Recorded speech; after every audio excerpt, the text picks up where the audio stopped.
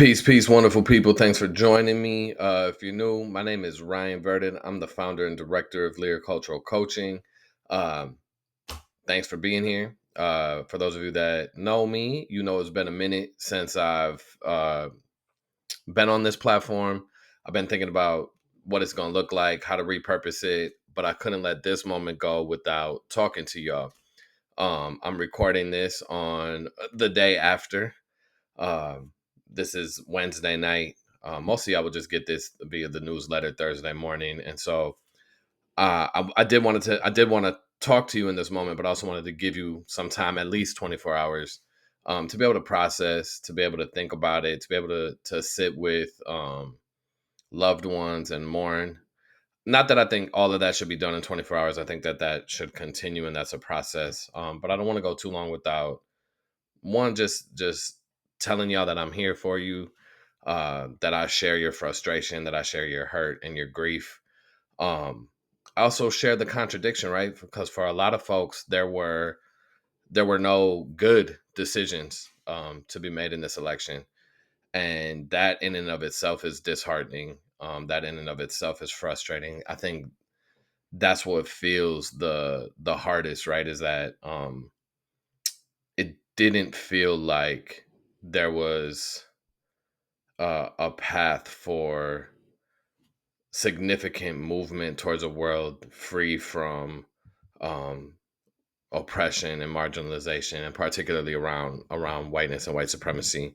Um, Obviously, electing a black woman would have been huge in terms of representation, but in terms of policy and significant shifts, um, those weren't proposed. And also the reality that even if Kamala Harris won, there were going to be tens of millions of people, 70 million about to be precise, that voted for fascism, um, and voted against humanity in so many ways, whatever humanity the Democratic Party could embody. And so I'm sharing that with you. I'm here. My mantra is always, and relationships are the vehicle of anti-racism, and so I want to offer that. Want to offer leaning into relationships in your life, leaning into the community that you have, the community that we've built here. All of you have my contact. Feel free to reach out. Would love to connect with y'all. There's going to be more of that to come. I know I'm about to jump on a surge call here in a few minutes. National surge call. Been doing some work with White Men Against Mega. That work must continue. That was going to need to continue no matter what, but I think it's especially urgent now. Um, and so, yeah, I want to just say that I'm here. You're not alone. Uh, One of the ways whiteness manifests is to make us feel like we're alone, right? And we're not. And so, just by leaning into that, we are disrupting whiteness and taking anti-racist action, which is important, super important right now, right? So let's talk about that. What does it look like? What's the work look like moving ahead? Um, First and foremost, I think it's getting involved, right? Finding organizations that are doing real, meaningful, tangible, concrete stuff. Mutual aid, meeting needs, all of those things. Like get involved. Let's be community with one another. Um, the other thing that we can do, and I think that this is borne out by the statistics coming out of the exit polls, is we have to really reevaluate how we're talking about anti-racism, racial justice, whatever you want to call it, DEIB. We all know that DEI was under attack, equity was under attack, critical race theory. Um, and what we see in the exit polls is that that's true, right? White women broke for Trump. White men broke for Trump in a way that would suggest that a lot of the organizing that myself and others didn't have anywhere near the impact that we thought it might. That's disheartening. That's hard to say. I know that. And I think the reason is that we are not doing our work first, right? Many of you have been in space with me where I've argued that our current anti-racism, what I call privilege discourse, doesn't make room for us to heal ourselves, for us to be fully human ourselves. And therefore we can't be in right relationship. We can't be in true, genuine relationship across race or even with other white folks, to be perfectly honest. Um, And I think that's where we gotta pause, and we gotta fix that gap.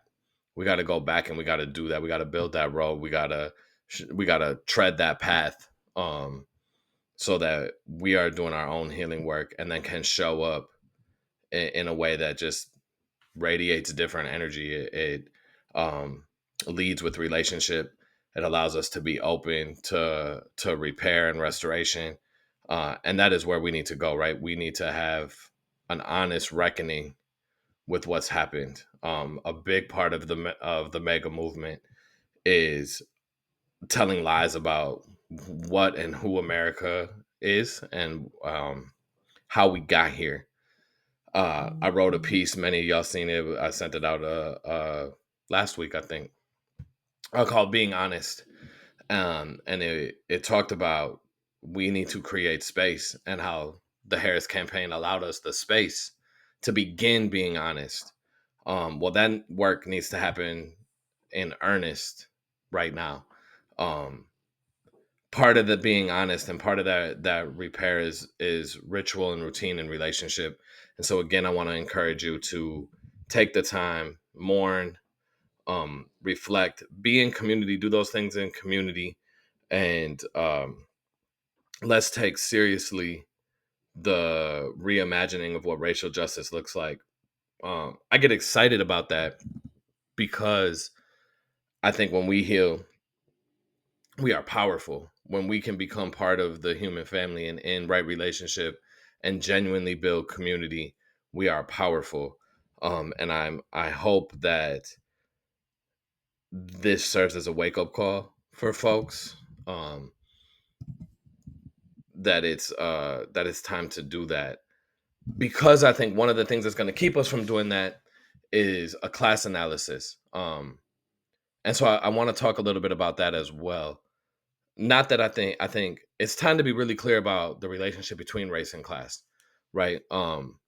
White folks across class voted for Trump, right? That suggests that whiteness is the determining factor. Here's in crude manner, simplistic perhaps, the equation as I see it, right? Uh, the access to the mainstream economy required inclusion into whiteness for so long. I mean that legally, right? Legally being identified as white. As those explicit barriers became implicit, access to the mainstream economy became adherence to whiteness, the ways of being that stem from white supremacy. Um, and because we live in white supremacy, and because our systems are steeped in that, and our politicians are steeped in that, certainly the Democratic and Republican parties are steeped in that, the economic platforms of both of those parties do not facilitate material gains outside of whiteness. um and the reality is, whiteness is going to marginalize others, right? People, the groups of people, communities of color. And and so there was no economic populist um rhetoric that could speak to that.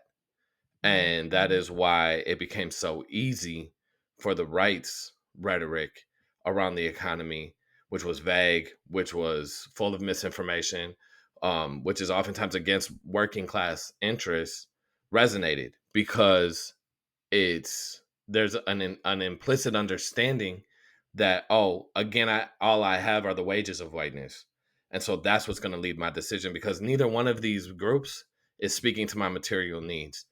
um and so they take a little the crumbs that they can get, because they're getting the psychological wages as well. And so we cannot address economic or racial justice independent of the other. And so I think that's going to be a big talking point right now, is folks are going to say, like, oh, well, the Democrats missed the economic message. um yeah, but not in the way that folks are saying, right? Because Republicans didn't hit it either. It's not like there was an economic justice message there. um but the reason that we can't uh, come together around a popular economic justice message is because whiteness is the filter that message goes through. And so it's going to take us healing from whiteness in order to speak a language that resonates with the majority of people. Again, I've said this in places. Some of you may have heard me do this. I've been traveling, doing this work for many years, talked to tens of thousands of people at this point, and I've only ever met two bigots. That means lots of people think they're doing the right thing, and they just reject an analysis of racism, or that is racist or that.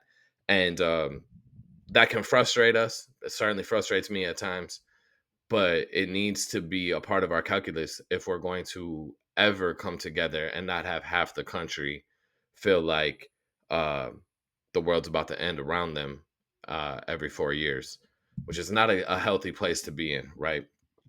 And I do believe that once we do that, we'll be able to speak a language that and spread a message that resonates across political party, certainly.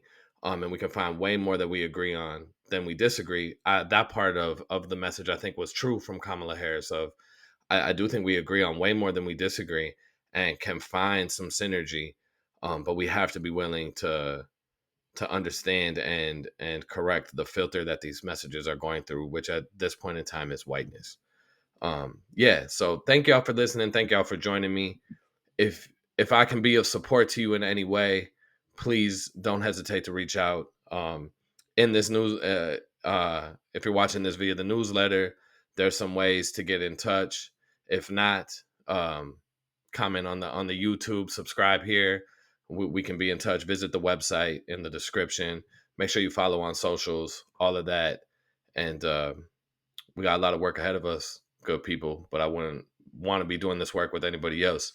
Thank y'all for being here. Looking forward to being with you, creating a future where we can actually thrive. Peace and love.